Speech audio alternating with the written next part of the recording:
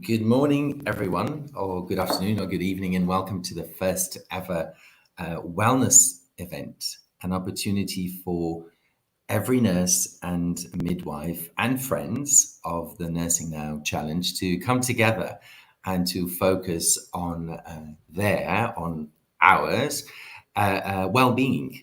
I'm João Marçal. I'm the founder of Jai Mental Health, and I'm a Nursing Now champion, and I'm really delighted to be here with you this morning, because this event really is like I think you all probably received an email that gave you an overview of what this event was going to be about, and what that email said, and I'm going to repeat it. It's really about uplifting and inspiring ourselves. It's about reflecting. It's about pampering ourselves and being kind to ourselves, which I think is something that we nurses and midwives are very, very good at when thinking about others, being kind to others, but we're not always really kind to ourselves. So this is really what this event is about, and it's also about, I think, having fun, which is something that I think we're all in need in this kind of crazy world that we're living in at the moment. So this is actually being broadcast all over the world. So like I said, it's good morning, good afternoon, good evening, depending on where you're based.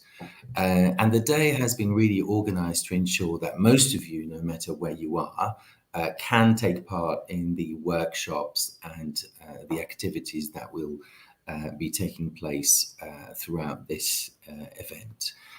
There will be 3 sessions in total, starting from now, and it's just past 8 o'clock here in the UK, and we'll be running until roughly 6:15 again UK time, GMT, Greenwich Meridian time, and the event will end with an absolutely wonderful performance from the Northwell Nurse Choir. Until then, we'll have all sorts of sessions. There's so many sessions going on that I don't want to take too much time telling them about it.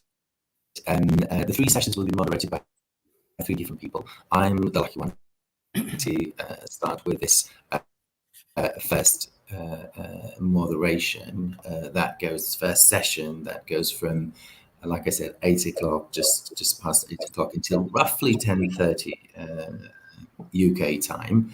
There will be breaks in between, and this morning what we'll be doing is two activities, 2 workshops.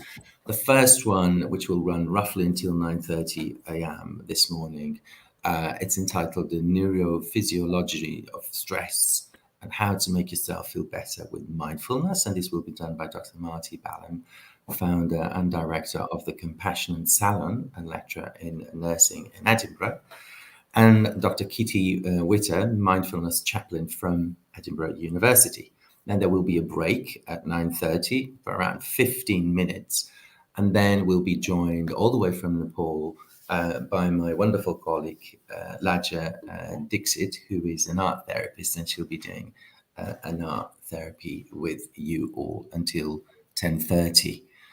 From 10:30, then we'll have again another break, a slightly longer break, and session 2 will start at around 12 o'clock. But I think probably everybody has the agenda, so I won't bore you with details that you have in front of you. So without further ado, let's start. So have lots of fun.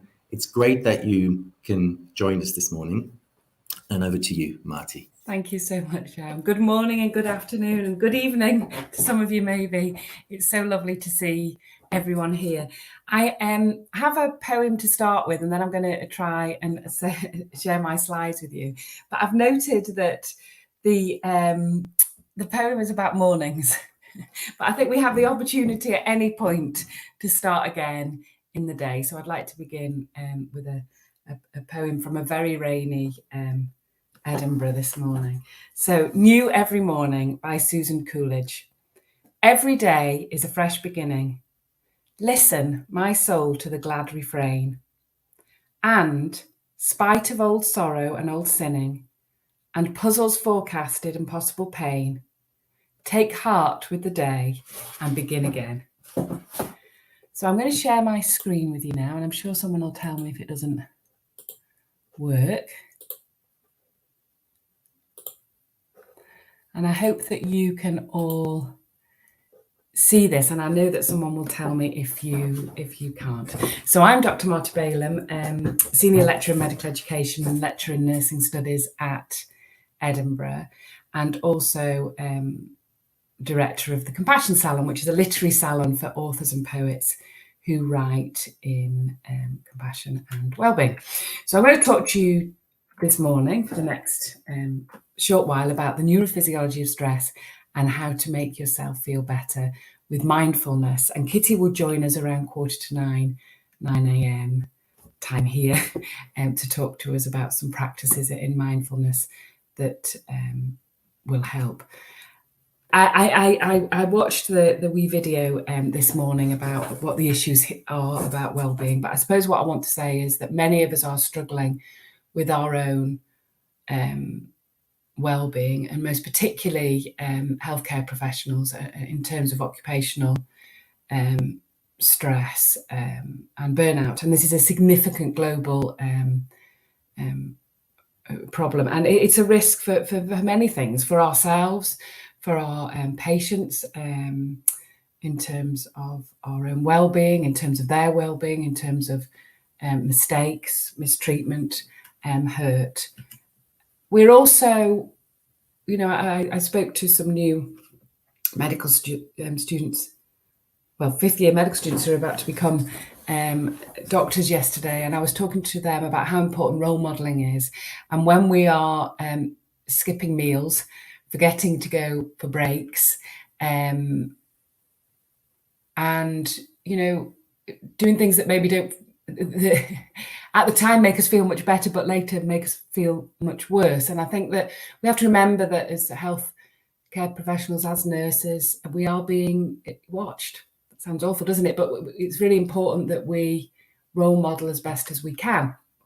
And one way to do that is to look after ourselves.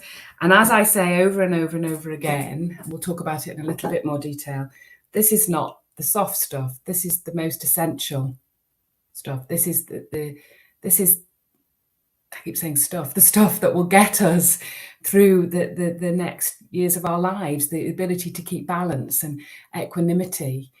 And that all comes down to how well we treat ourselves. So I'd like to ask you if you can write in the chat box, or if anyone would like to contribute, about even just to think about the things that are stressing you out right now and how that is making you feel in your body, because I know Kitty will come back to talk about experiences within the body when we're stressed and anxious, and I'll go on to talk about that a little bit more in terms of the neurophysiology of stress. But just for a moment, take a moment to think, what is it that I'm feeling and where is that coming from? Because many times we can get stuck in here, and that can have such a profound effect on our bodies and the way that we feel. So I hope some of you have worked out how to get into the chat just to identify that. I'm not sure, this is a really good exercise when the chat is anonymous, so I'm not sure if it is or not. But when I ask people how they are, and I know who they are, they don't tell me, but when it's anonymous, we find out that many of us are struggling and worrying about all sorts of things. So moving on to stress. This is, well, sort of what it looks like. So our brains were set up over 200,000 years ago to prepare us for a lion, tiger, or bear. So this is what we know by the fear freeze response. We either shut down and roll in a ball, which apparently is good with brown bears but not black bears, but that might not be correct, or our whole body prepares to run away from the danger. And this evolutionary response continues to this day. So even when we're stressed by our daughter that won't get on the school bus, work-placed pressure, relationships, whatever it may be, our bodies react in exactly the same way as they would as if we were confronted with a lion, tiger, or bear. So immediately, before we even know it, our bodies respond. So, for example, that's when we see examples of heroism, when someone lifts a car. You know, they suddenly have this amazing strength when confronted with, an enormous danger. So our bodies react instantly. Our amygdala, which is in the back of our brains, and it's almond shaped, so that's where amygdala comes from, starts firing off. So it's an alarm bell firing off in the back of our heads, danger, danger, danger. And then our whole sympathetic nervous system kicks in. So essentially what we're doing is putting our foot very firmly on the accelerator. Okay, this activates our hypothalamus, we release adrenaline, and then we release cortisol. So this has a number of effects on our body. So for me, when my amygdala's, alarm bells going off, I get dry mouth, I get butterflies in my tummy, which is really unpleasant. And a small amount of adrenaline actually is good. You know, if, for example, if we have to act or go for an interview or sports, that can give us a bit of a push in the right direction. But when we are flooded with all this hormonal response and this positioning on the accelerator, what we can do is get stuck in this process and nip back into it really quickly. So in that sense, we're always on alert for the tiger or the bear. We're always, we're hyper vigilant, waiting for the next thing to happen. So this is a terrible side from an educational perspective, but I just want to get over that point that, you can see here, I think it might be on your right, exactly what I'm talking about in terms of what happens in the body, dilation of pupils. And you'll know yourself what reaction that you have to threat or the fight or flight response. I have a friend that always gets really, really itchy feet, and I've never met anyone that happens to before. But the purpose of this, evolutionary, is to get us moving really quickly or to hide. Okay, but our new, more evolved brains do a whole load of stuff. There's the stuff word again. That is really unhelpful. So what we do generally, unless we meditate or are mindful, is we begin with the catastrophizing and the rumination. And this is a terrible black hole to go around, because what we do is we worry, and it goes round and round in our heads. We dig ourselves an enormous hole, and then we go round and round, and it gets worse and worse. So we go from possibly sometimes a small thing to the worst possible case scenario, and we do a lot of what ifs.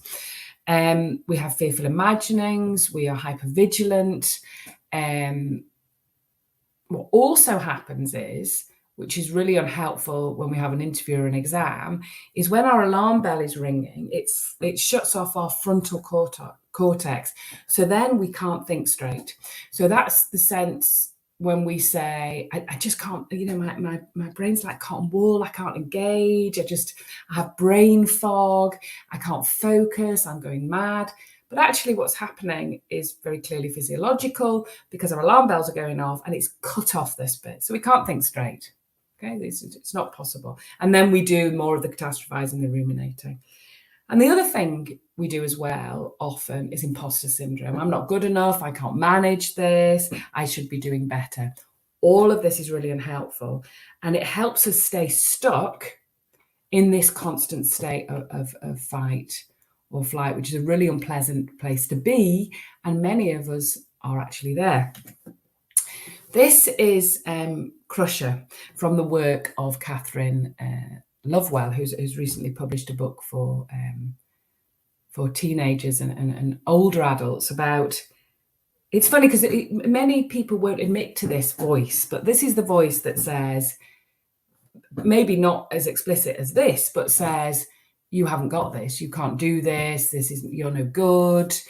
And we really need to work on what we do with Crusher. I think it's really helpful to think of this voice if we can identify it. And sometimes when we start to think about it and identify it, that can be really overwhelming because we didn't realize we were actually doing it. Yeah. So we really need to turn this around. So we'll talk about this later on. So what we now need to do is come to some good news. Good news. Yes. Always dark, always light. There is good news. So what we can do, and this is brilliant actually, is we can learn to turn off our alarm bell when necessary. Sometimes we need it. Okay. So we can turn things around so the alarm bell is silenced and this threat sensitivity is reduced. Okay. And that gives us a really sense of a much better quality of life, because what we don't do is go back into this stressful rumination and catastrophizing. So what we can do is learn, because our sympathetic nervous system, what usually happens is we put our foot firmly on the accelerator. Sometimes it stays on. And what we need to do is learn to trigger our parasympathetic nervous system. So our parasympathetic nervous system is a natural response. Yeah, this should happen ordinarily once the tigers disappeared, and that helps us calm and digest, and a whole load of other hormones are produced around the body. So it's this. Our parasympathetic system is our putting our feet firmly on the brake. Now we can do this in a number of ways, and my favorite word is compassion. And compassion allows us to do that. Okay, and it helps us to change the brain, so this reaction can be slowed right down and we can silence our alarm bells. So that's really important, that we can know that we can do something about the anxiety and the stress and the often living up here rather than down here. Okay, so what is compassion? So today, or this morning, this afternoon, wherever we are in the world, compassion is not just about us being there for others. It is totally incomplete if it doesn't include ourselves. Yeah, the definition, the concept, whatever we want to call it, is incomplete. It is not recognized if we don't recognize the suffering of ourselves. So compassion, and I'll go on to talk a bit about empathy and sympathy. Compassion is attentiveness. Now we all have this. We see this in mothers and fathers with children. We see it, numerous of examples of this sense of attentiveness. We're born with it. And what Paul Gilbert would say is, over time, we dampen our compassionate response and our competitive response takes over. And we can see this when we see the wonderful lives that everyone is having on Facebook and Instagram. Maybe not a good example, but I think it's that sense of achieving, being better, having the bigger house, the etc. etc. etc. So first of all, we have attentiveness, and that involves wisdom. Yeah, and it also involves courage. So if we think of a fighter or person, they need compassion because they need to be wise enough to know when to act. And sometimes with compassion, when we see suffering, we have to just be with. And that includes ourselves with pain or loss or whatever is happening to us. Sometimes we just need to be with that, no matter how difficult that may be. So compassion involves both wisdom and courage, and we all have that. So just to get our definition a little bit right, because I think there's a lot of conflation between empathy and compassion. And we can see some examples here. So sympathy is, oh no, well, at least you're alive. Yeah, sympathy. Not often, but not helpful. Empathy is this ability to understand. So we hear, when we talk about empathy, we talk about being in somebody else's shoes. But sometimes empathy can also be used for torture. Yeah? When we know, if we put ourselves in someone's shoes, we can see how to make them suffer.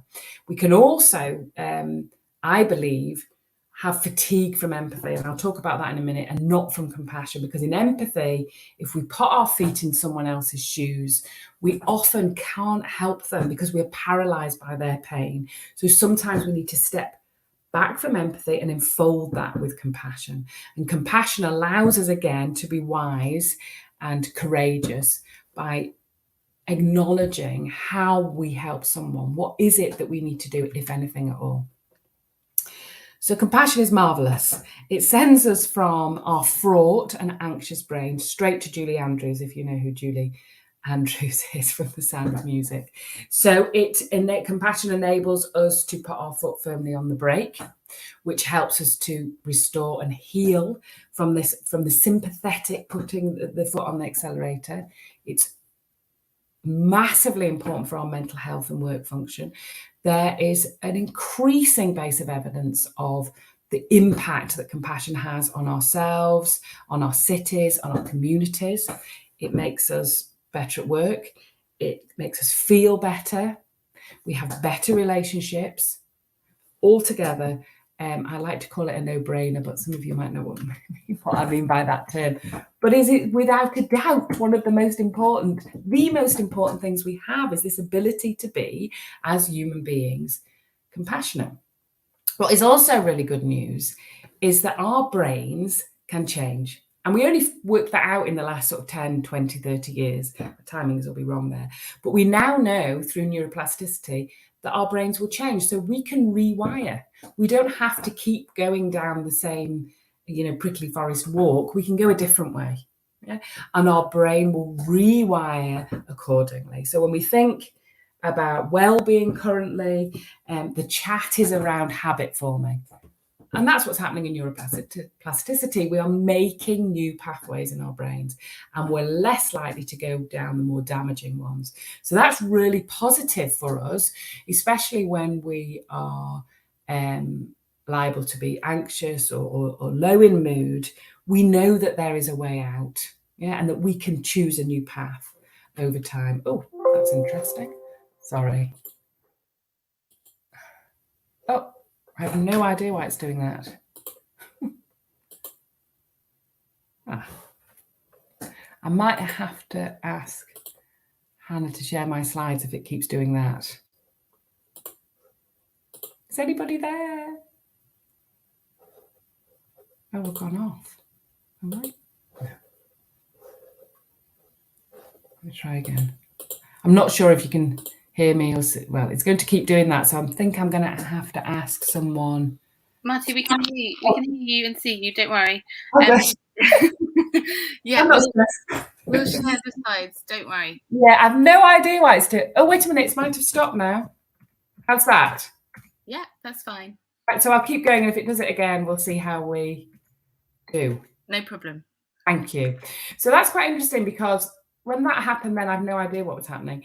I could feel my adrenaline slightly rushing, and my alarm bell started to go off. So it's really good to sort of key into situations. And I know it's a minor thing, but our bodies instantly click into that stress response. So these are lots of the slides that I use all the time. They're all saying the same things.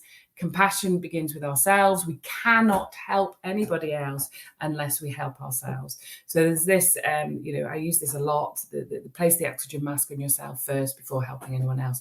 If you are not doing too good, you cannot help anybody else. So we have to, and this is self-care is it's not selfish, it's actually selfless. We're trying to give ourselves to the world and be human. And when we're struggling, it's very difficult to do that. And then in workplaces, we often, and relationships, we often see mistreatment and bullying. So my daughter did the slide about the mobile phone, and I think this is important, isn't it? We're always checking to see if our phones are fully charged, plugging them in, and we don't do that for ourselves. But we're not mobile phones, we also need to rest. But I really like that analogy of keeping a full battery, because when we are struggling, if we are already depleted and low battery, it's going to be much more difficult. But if we are fully charged, we are going to be able to deal with adversity much better and find equanimity and balance.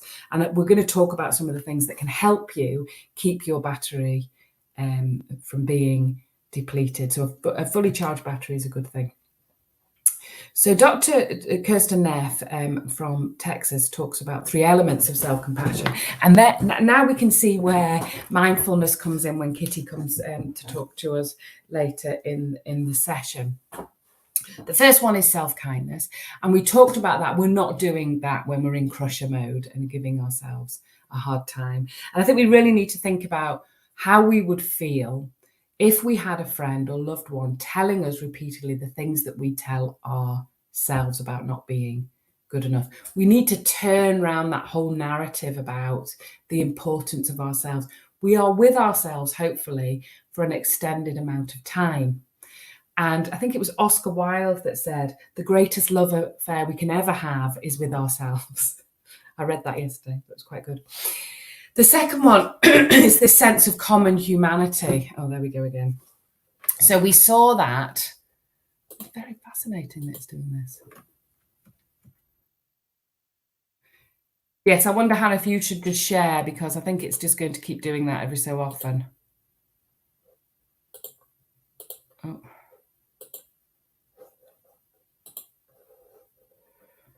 I'll stop sharing it. Are you there? Hi, Hannah. Hi. Okay, yeah, no problem. Bear with us 1 second. And Thank you. I have no idea why it's doing that at all.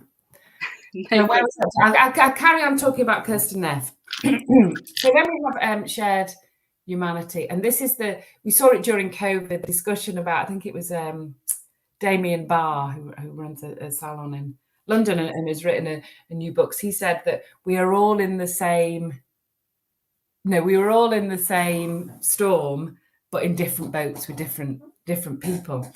So when we think about compassion and we think about suffering, we also need to think of that in a collective way and how we have this sense of shared humanity. So when I speak to students and ask them anonymously how they're feeling, there is an enormous sense of relief when they write anonymously on Post-its how they're feeling. You can pretty much guarantee every year they're all feeling the same thing. So they're missing their family. They have no idea how to cook. They don't know where to wash their clothes. They're struggling with money. And when you get the sense that they feel like they're not good enough and that everybody's cleverer than they are, when that happens and you see that there is a shared humanity, that other students are feeling the same, that can offer a great relief to people, actually. And we're not...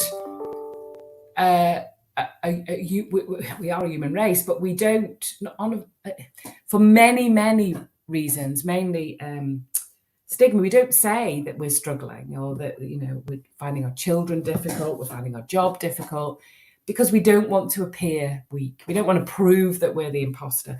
But when we share, we all feel much better. Hannah, could you go a few slides ahead? Sorry.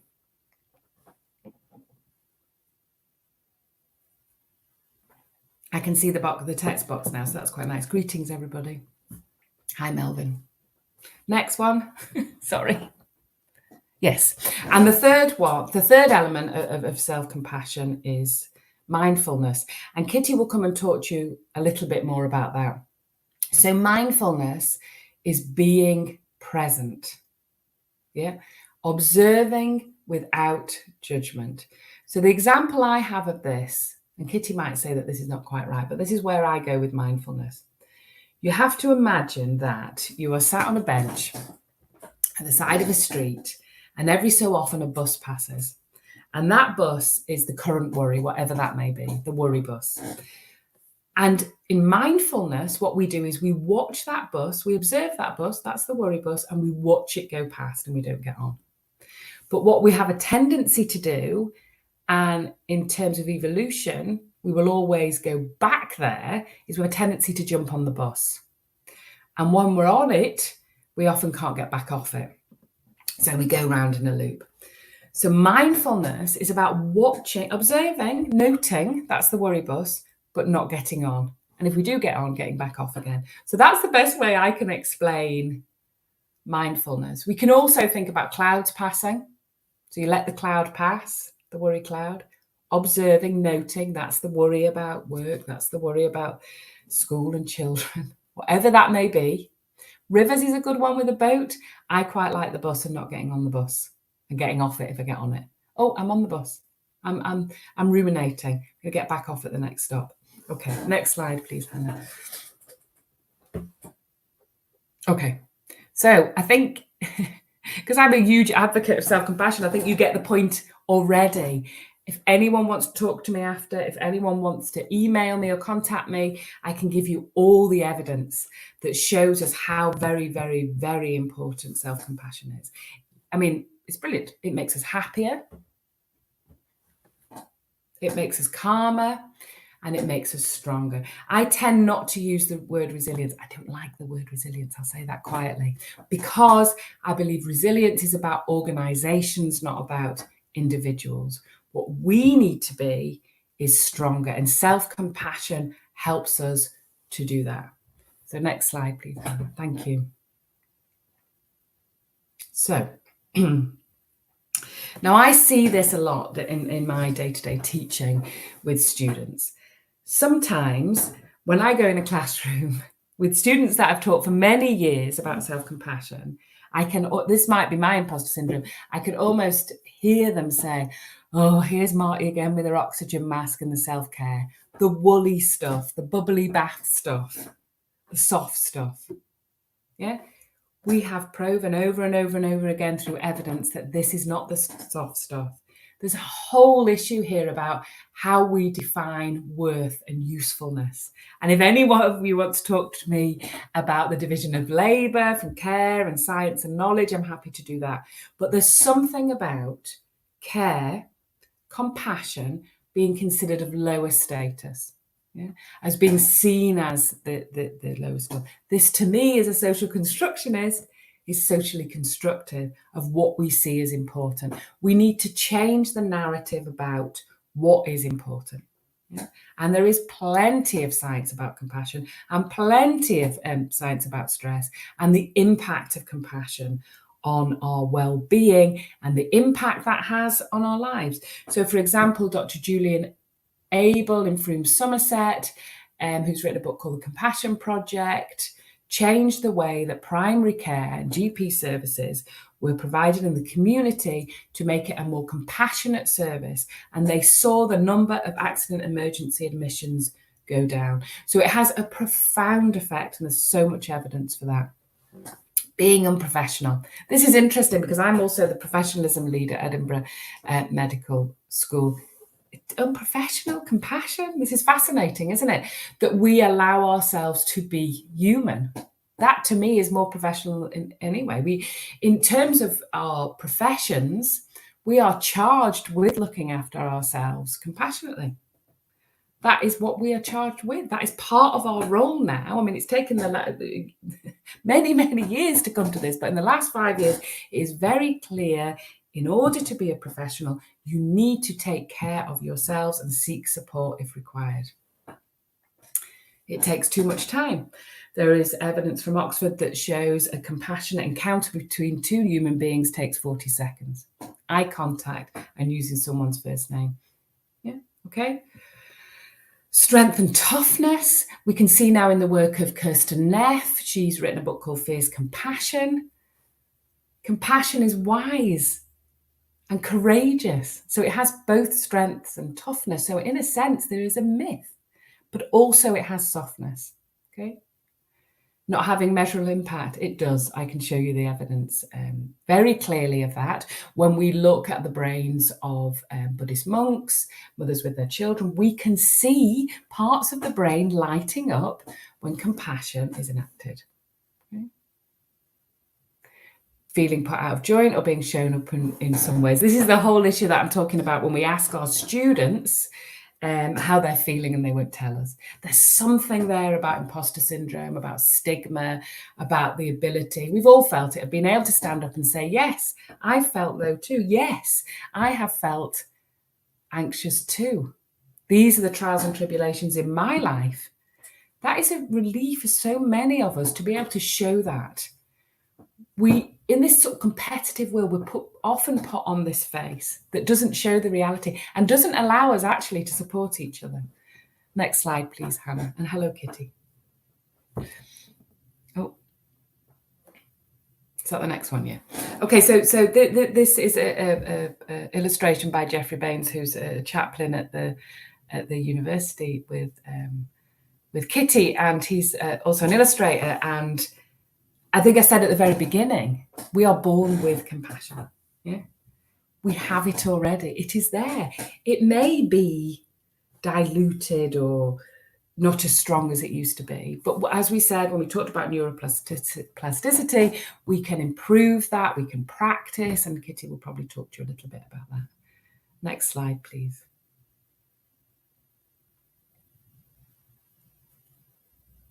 So I'd like to see in the chat box, because remember I talked about that ability, the need to recharge our batteries, because when we are struggling, we want to be operating from a position where we are fully charged up, okay?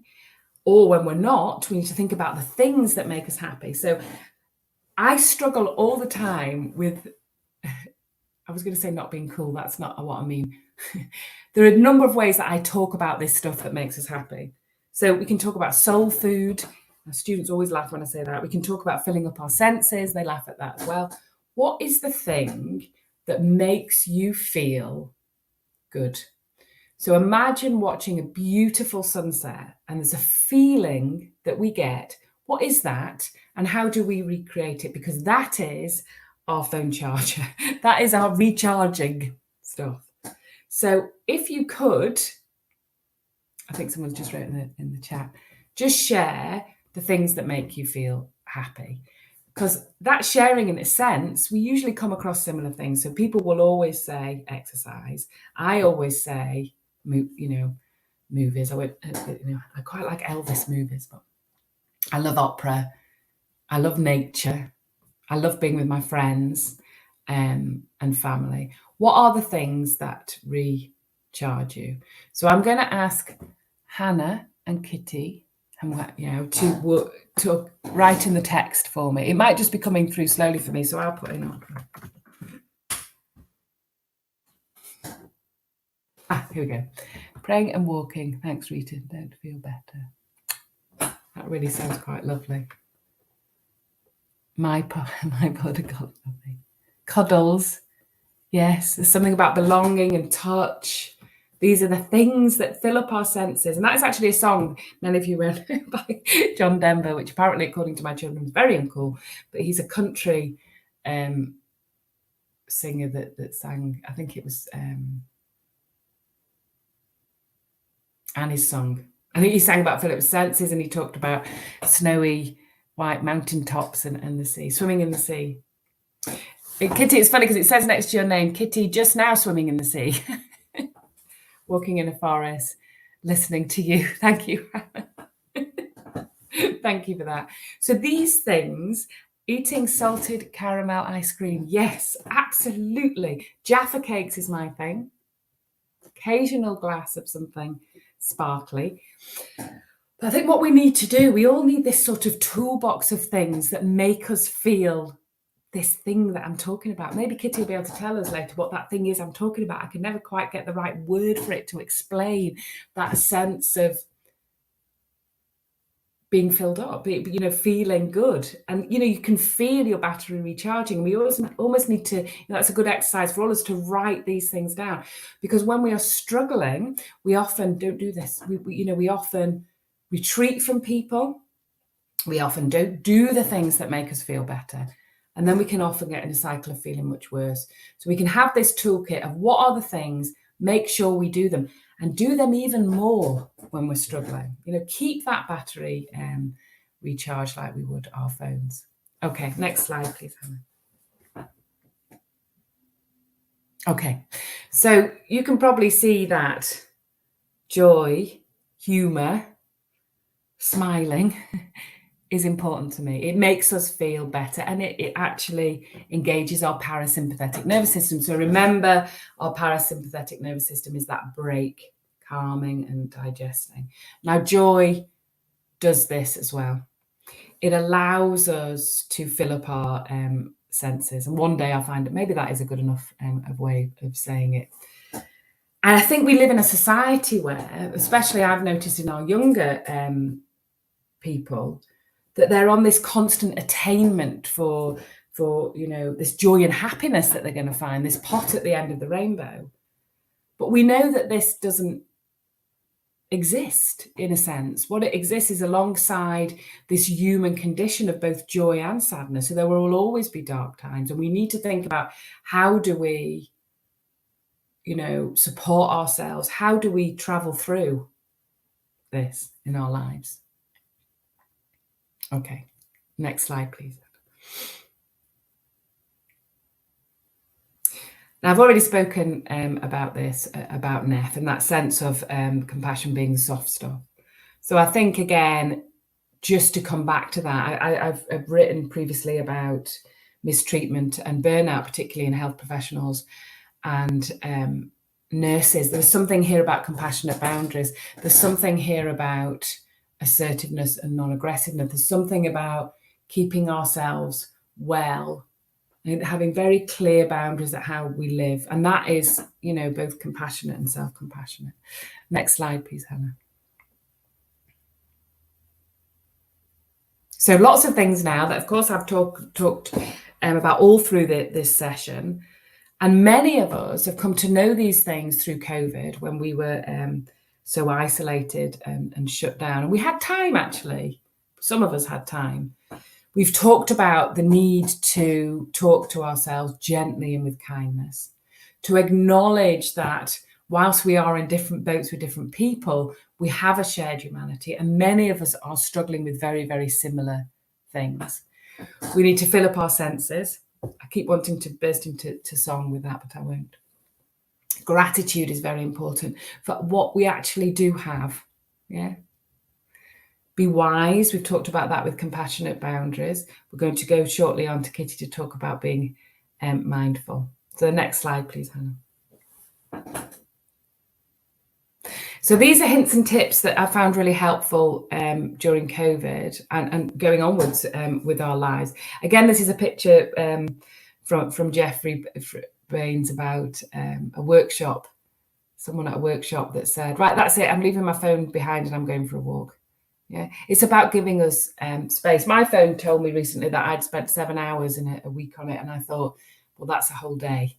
So, yeah. Okay, so slowing down. And often, I think, I've in the past said to people, I can't slow down. I've got far too much to do. I've got far too much to do. But sometimes, to me, the slowing down with purpose is also about slowing down here. Because often what we can do is be so overwhelmed and living here that we don't experience our lives fully. So there's something there about getting some fresh air in our heads. Yeah. And I think Kitty will talk about that some more.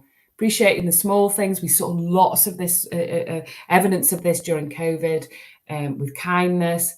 The news. I mean, we all have free will. The news can often make, often we see things that we just can't do anything about, that we're powerless. And our compassionate response, it's so difficult to deal with that when we can't alleviate suffering. Schedules are good. What ifs aren't so good because we don't know. We never know what the next minute or moment may bring. I think during COVID, something that's always helped me, especially, unless I have to do something, I do now ask myself the question, do I want to do this? And if the answer is no, then invariably I don't do it. Okay, next slide. Okay, so this is Booster. So remember we talked about Crusher from the work of Catherine Lovewell. This is Booster. So this is the voice counter to the I'm not good enough, I can't do this. And I don't really expect anyone to stand in front of a mirror and tell themselves how awesome they are. That it might be an amusing pastime, however. I might give it a go. But what we need to do is tell ourselves things like, I've been through difficult times before, I've got this, I can do this, everyone else probably feels the same. What would I say to a friend?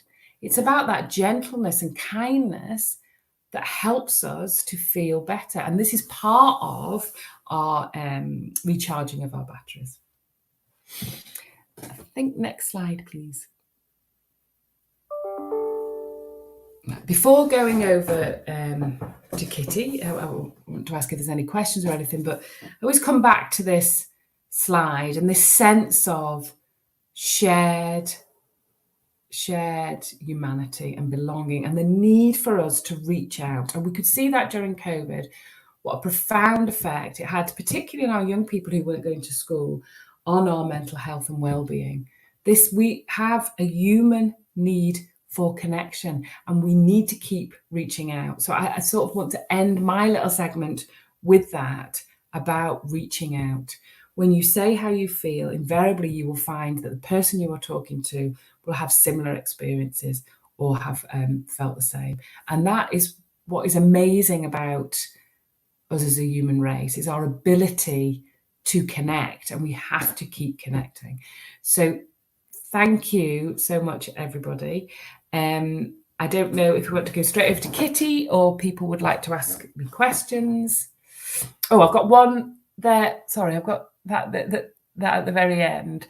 I think that probably can come at the end. You know, we talked about doing this toolkit of things that are soul food, yeah? But also, I think a really nice way to do this as well is to write yourself a letter when you're struggling, or just to think about what you would say to a friend in the same situation, because I know that would be much kinder and compassionate than what we say to ourselves. So thank you, everybody, very much.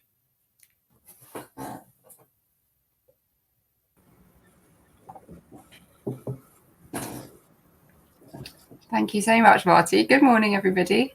Good morning. Good morning from Edinburgh. It's a little cold and autumnal this morning, but it's lovely to be here. I always love listening to Marty talking about self-compassion. She does it so beautifully. I'm just going to try and share my screen. Let's see how this goes.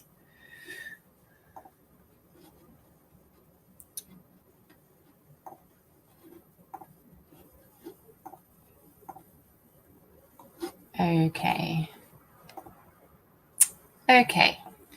So what I'd like to do this morning is just talk you through very simply what mindfulness is and how we can understand it, and then lead you in a short mindfulness practice. One of the things about mindfulness and self-compassion that I'm always asked is, okay, so I get the theory, you know, I understand, it sounds great, but how do I do it? So I'd just like to introduce this to you in very simple terms, and then take you through a little bit of the how, actually take you through a practice. So I think probably the simplest way into understanding what mindfulness is and how very accessible it is and how it can be helpful is to begin by noticing how in any given moment, our sense of mental health, well-being, contentment depends on where we place our attention in that moment. So right now, you might be aware of how attention or awareness itself is kind of like this broad perceptual field, and it contains all sorts of things. So in this moment, your broad perceptual field of awareness contains maybe your screen, the sound of my voice, the temperature of the body sitting in its room. It contains other things as well. So it may be that you're sitting here and actually you're a bit distracted because you're hungry or thirsty. It depends what time zone you're in. It could be that you're sitting here, but actually your mind is still chewing over one of the fantastically interesting things that Marty just said. So we can just start to notice within this broad field, where is my attention being pulled? It tends to get pulled to the most intense stimulus. So just noticing for yourselves right now what that is. Could be hunger, could be some aspect of thought. It could be that you're looking at this white screen and thinking, am I doing something wrong? Is there something I can't see? No, it's absolutely fine. That's just how it's meant to be. So just beginning by noticing that. And as human beings, this is where our attention typically gets drawn. We have this unique capacity for thought and thinking, for reliving the past, pre-living the future. And we tend to bounce around a lot in between the two without necessarily spending much time in that moment in between, in the present moment. And for very good evolutionary reasons, and this will be tagging on to things that Marty said, when we are engaged in thought, we tend to get people to anything that has a flavor of problem solving, difficulty, something I have to fix, something I have to sort out. Could be something really small, could just be the emails in the inbox, could be the form that came through the post that you have to sort out. But the trouble is, as human beings, that we can wind up living much of our perceptual life jumping from one problem-solving thing to the next, one sort of difficult flavored thing to the next. Again, without really having that sense of respite in between the problems. Very understandable for evolutionary reasons. Also quite useful if you are, say, a gazelle on the African savannah and you want to be kind of scanning for problems and scanning for the thing that's going to eat you. If you're a healthcare practitioner, you want to be on top of things that are coming in. But it does come with this cost of sort of trapping the mind in a particular mode of difficulty scanning or problem solving. So mindfulness is very simplest, is just a counterpoint to this.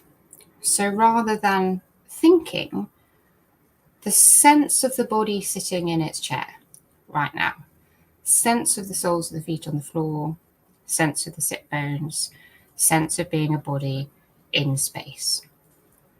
So if much of the time our experience looks like this, what we're interested in with mindfulness training is dropping into something that looks just a little bit more like this. And it is as simple as sensing, dropping into the body in the present moment. Now, this sort of thinking and doing and problem solving, as I say, is fantastically useful. And it is a unique property of the human mind. We need this mode of mind to formulate meaning, to make plans, to get from A to B, to get things done. But where it is less useful is where it kind of gets stuck. So when you find that it's 3 o'clock in the morning and the mind is still playing over and over again some kind of commentary, commentary on your life, commentary on a situation.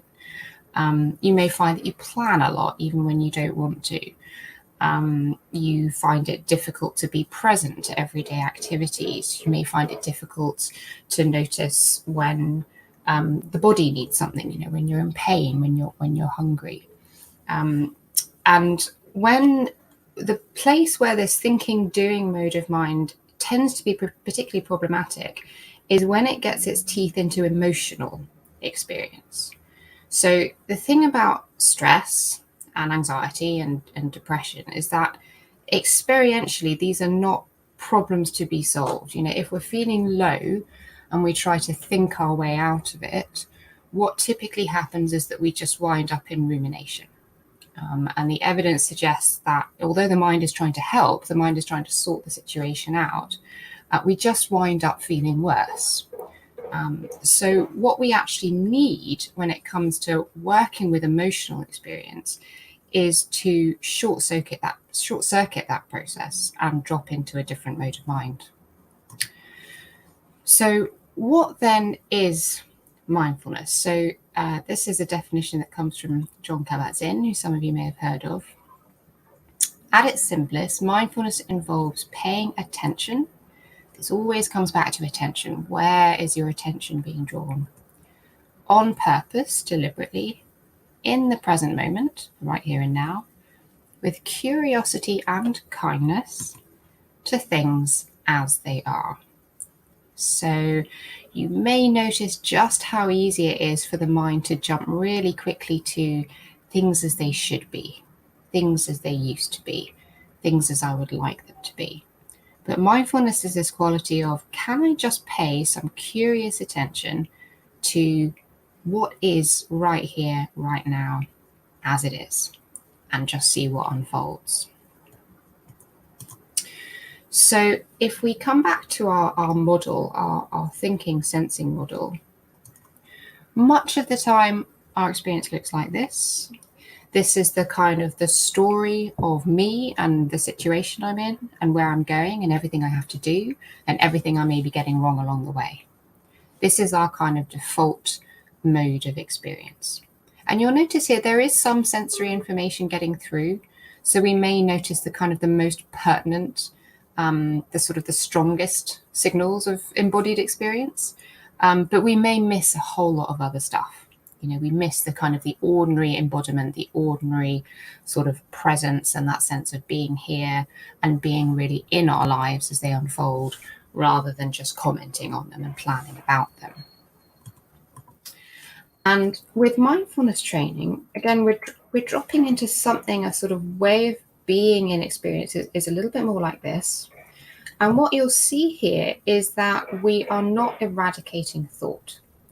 So what people who do mindfulness regularly tend to report is that it's kind of like the cognitive signal emerges from the noise.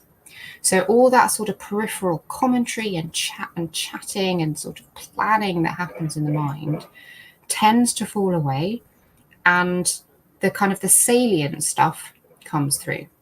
And you'll all have had experiences of this. What happens when we have this shift in mode. It's like when you've been sort of chewing over a problem, and then you put it down and you go for a walk, or you get in a hot shower. And then it's while you're on the walk or in the hot shower that actually something comes through, almost as if from nowhere, But actually it's not from nowhere. It's because you've sort of had a shift in your mode of mind, which has enabled that kind of clarity to come through. And it's not just the what we pay attention to, the sense of the body and the present moment and the senses, but as Marty's been saying all along, it is the how. It's the quality of how we pay attention to ourselves and our experience. So, maybe even just starting to notice for yourselves in ordinary moments of daily life, what is the how of my attention that I'm paying to my experience? Is it that kind of, well, it should be different, or I wish it were like this, or this is how it used to be? Or is it that kind of, that sort of flavor of a little bit of warmth, a little bit of interest? It's very, very difficult to see things clearly as they are if we're already prejudging them. And I love these pictures from Marty. That's Marty's chicken in one of those pictures. So, to sum up, mindfulness is really, it's this capacity, or this training of coming into the present moment, coming into the body, coming into the senses, and the how, that sense of, can I be with myself with kindness? Can I be with myself with interest? And be curious about that. Just see what can unfold from that. And chances are, once you start, it's one of these practices that, when you start, it brings so much more with it. So I'm gonna leave it there, and come back to you. So that's the sort of the whistle-stop tour of mindfulness, really. And what I'd like to do now is just lead you in a short mindfulness practice, so you can actually get a sense of the sort of felt experience of it. So what I'm going to invite you to do is to maybe close the eyes, if that's comfortable for you. And you may also like to just kind of shift your posture a little bit. You'll notice I did as I was saying that, but it can be helpful to have the soles of the feet flat on the floor so the body feels self-supported. And you might just begin by noticing that shift in the field of awareness as you do that. So notice how the field of awareness shifts from sight into something a little bit more internal. And maybe something a little bit more sensory, just noticing which senses announce themselves to you most vividly. You may suddenly become aware of sound, maybe the temperature of the body,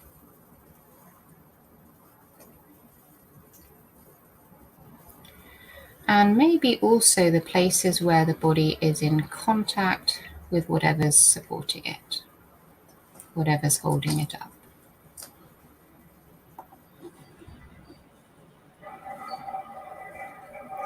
So maybe the sensations at the soles of the feet,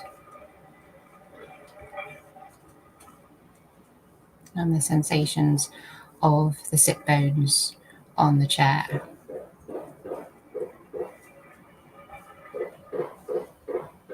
And then maybe other places where the body is held up in this moment. So the hands resting in the lap or on the table.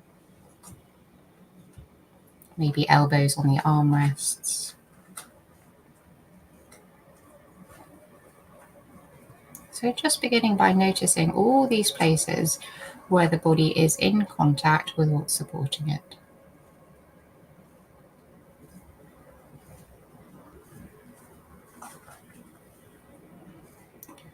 And then perhaps allowing the attention to be drawn particularly down to the sensations of the soles of the feet on the floor.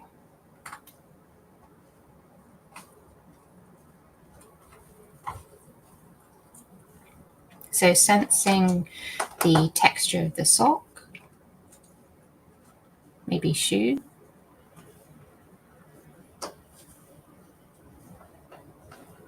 the sense of the weight of the feet on the floor.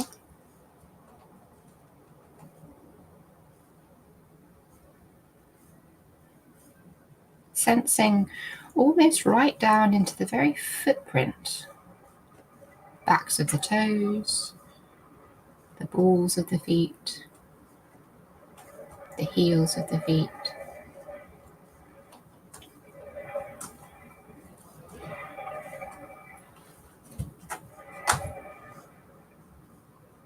And sometimes what happens when we bring the attention to the feet is it's almost like an image of the feet pops up in the mind's eye. And just see if it's possible to drop a little bit beneath that, beneath the sense of the image, and into the actual felt sense, the sensory footprint of the feet on the floor.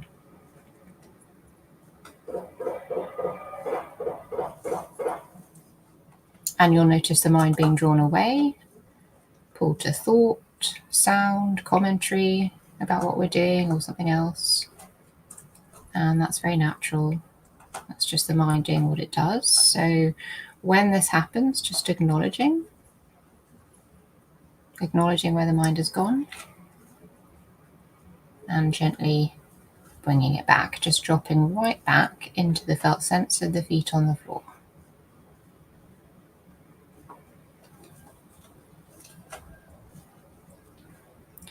And then shifting the attention and coming into the felt sense of your seat, the sit bones on the chair, sofa, wherever it is you're sitting. So you might sense the contact at the backs of the upper legs, the sit bones themselves.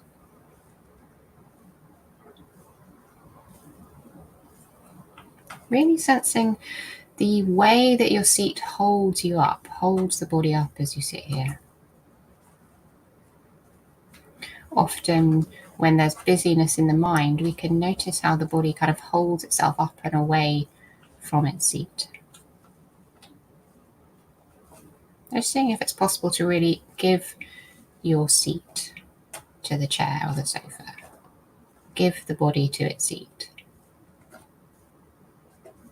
Weight, contact, support, texture of cushion, whatever it is.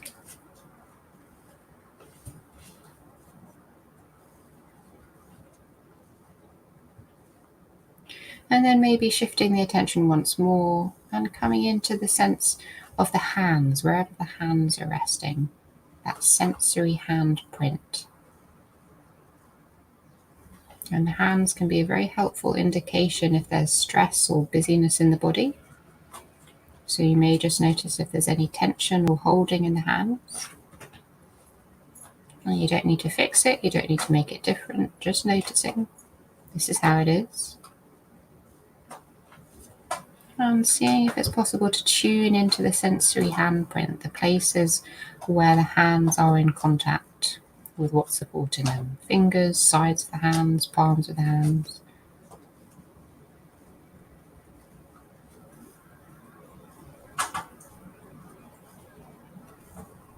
And then when you're ready, maybe releasing the focus of attention on the sensory handprint and just broadening the awareness as you sit to the whole body sitting. Sense of the whole body sitting and all its places of support and contact.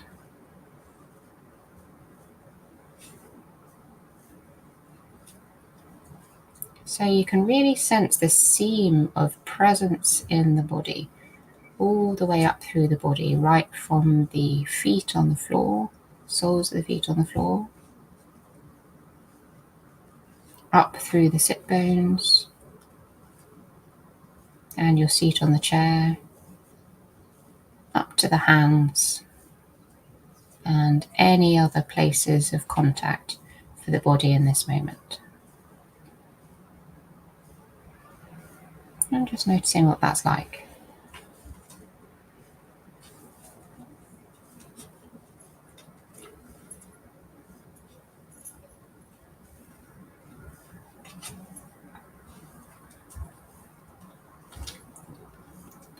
And then again, maybe just noticing if the mind's being pulled elsewhere, just acknowledging that, gently bringing it back. And then you might just begin to wriggle fingers, wriggle toes, bringing out a little bit of movement back into the body, staying present with it as best you can. Just noticing how that bit of movement shifts the experience. And then you might gently open the eyes if they've been closed. And you might begin by looking not directly back at the screen, but actually just looking around the screen. So orienting yourself to that space in the room, sense of the space in the room, the space around the body and its seat, space around the computer.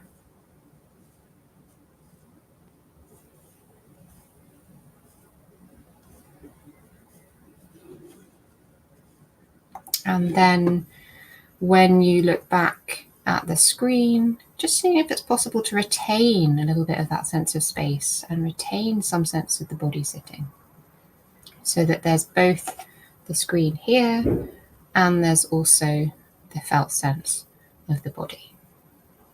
And just noticing what that's like.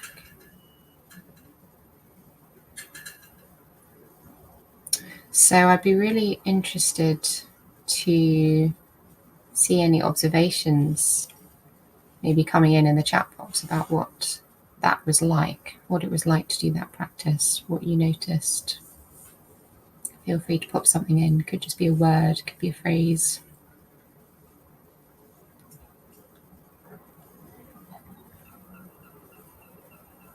Calming.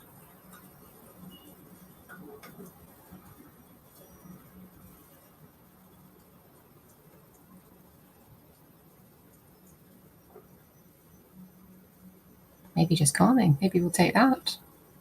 I expect there was also probably some busy mind, some mind being pulled, to things to do or sessions later today or whatever. So that's just a very short introduction, and I hope it does something by way of illustrating to you that mindfulness is something simple, and it's something that we can all do. It's a property, it's a sort of capacity of the mind that we all have. Yeah, how noticing struggle to let go at the beginning and mind being pulled here and there. Yeah, very normal, very normal. And maybe just that sort of invitation for yourselves of a matter of practice, just beginning by dropping into the present moment in ordinary moments in daily life, when you're making a cup of tea or, transitioning between tasks or even moving between rooms. That can be a good one. Sort of dropping into the present every time you pass through a doorway. I know that's a practice that someone I know does. So I'd like to draw it to a close there and hand back to Marty and Hannah.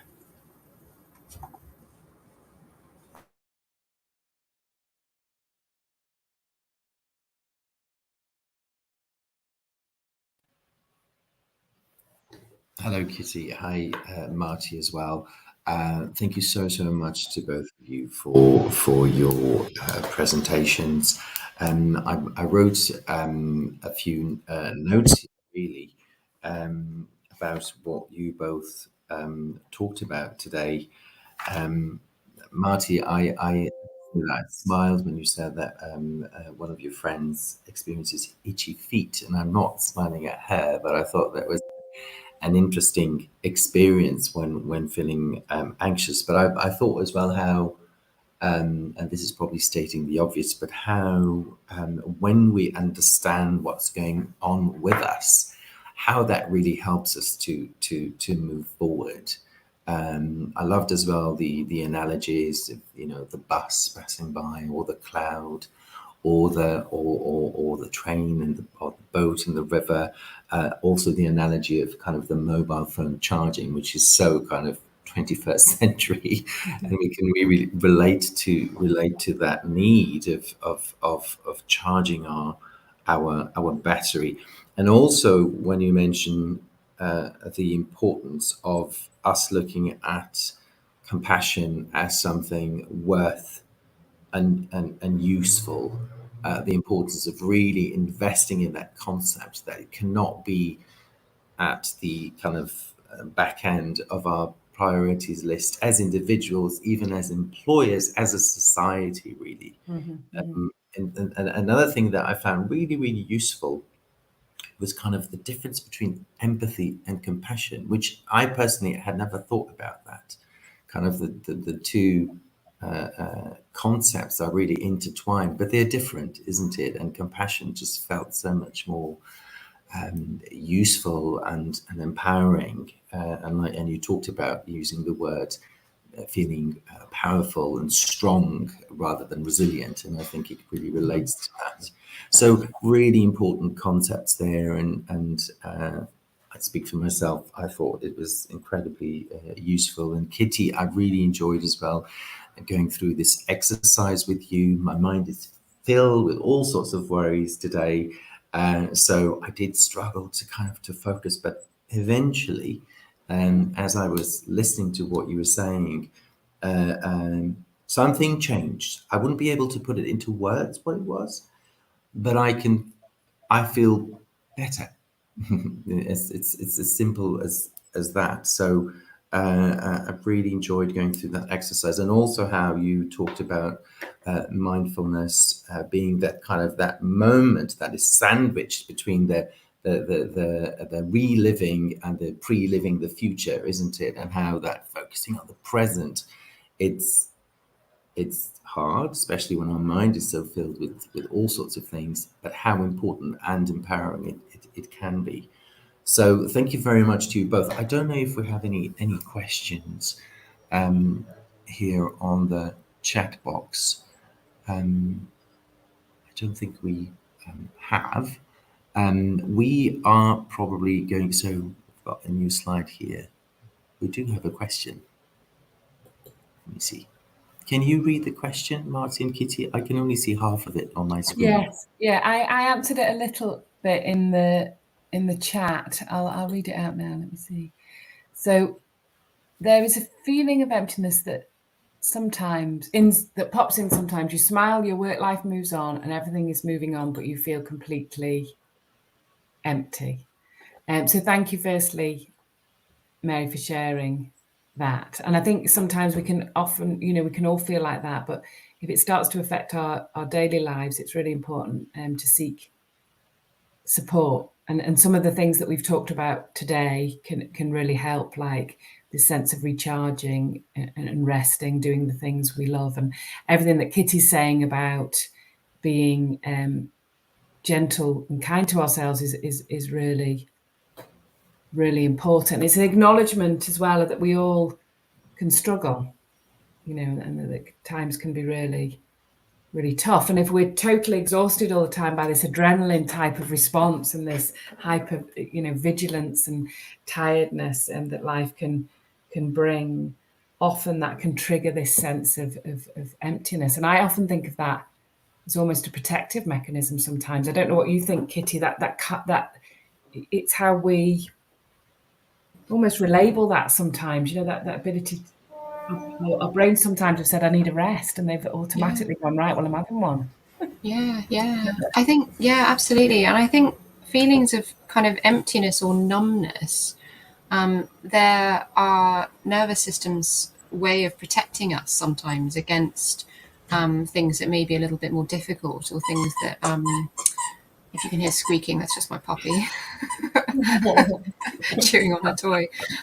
She's not feeling empty or numb right now.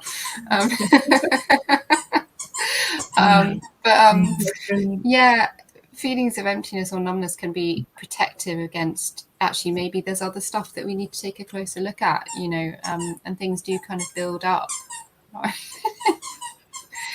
Oh dear, talking about serious things, and there's the joy, there's the joy of my puppy chewing her toy.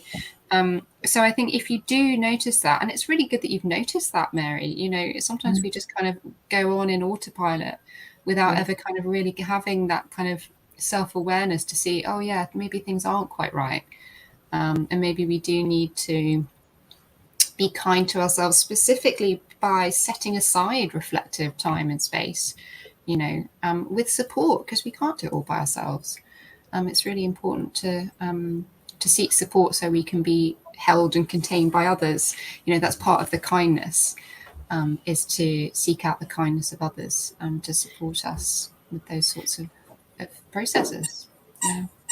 Kitty and Marty, we have another question here. I don't know which one would like to answer. It's from Cecilia. That says, sometimes we feel bad about poor work environment. You just have to pull yourself every day and go to work. How can one boost happiness in such environment? This is what we talk about when we talk about resilient workplaces rather than resilient individuals. And there's something here about, as individuals, we need to be stronger, and happiness and compassion can really help us with that. But often through COVID, we had a lot of questions about, I can't go sick, I can't be ill, I can't, I have to keep working and I feel terrible and I'm burning out. There's something here that I would always say, and I know that real life is much trickier than this, but it's that whole analogy about the oxygen mask. We need to put ourselves first, because we're not in a position to be able to look after other people if we are struggling and suffering.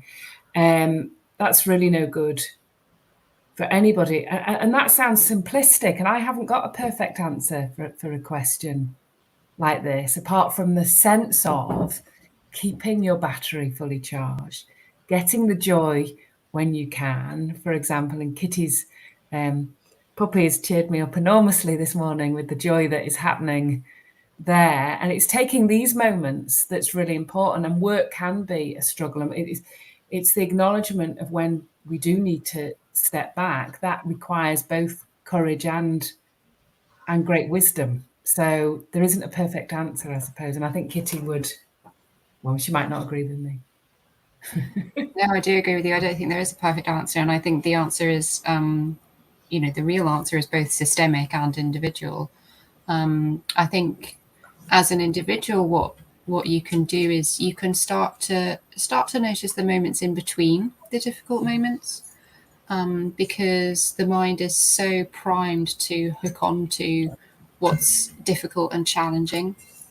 And it may be that what you can start to notice is that there are moments in between where you feel okay, and you don't have to feel brilliant, but just kind of the okayness, and tuning into that quality of okayness, and also bringing in for yourself a kind of sense of where you feel resourced in yourself. So the practice that I led was about, really finding a sense of resource in the body and in the felt sense of the body, soles of the feet, sit bones, contact of the hands. And these places are always available to us. They're always available to the attention. So even in the most difficult, well, especially in the most difficult conversation or the most difficult case that you're dealing with, really feeling the soles of your feet on the floor. So you've got that sense of, okay, yes, this is hard. I'm not discounting that. I'm not denying it. And body's still here. I'm still here. And, we get what we practice, we get stronger at. So sort of training that sense for yourself and taking that with you. And again, sometimes we need reflective space about okay, is there something else I could do about this environment? Is there somewhere else I could take this? Is this environment something that is going to be right for me to stay in long term?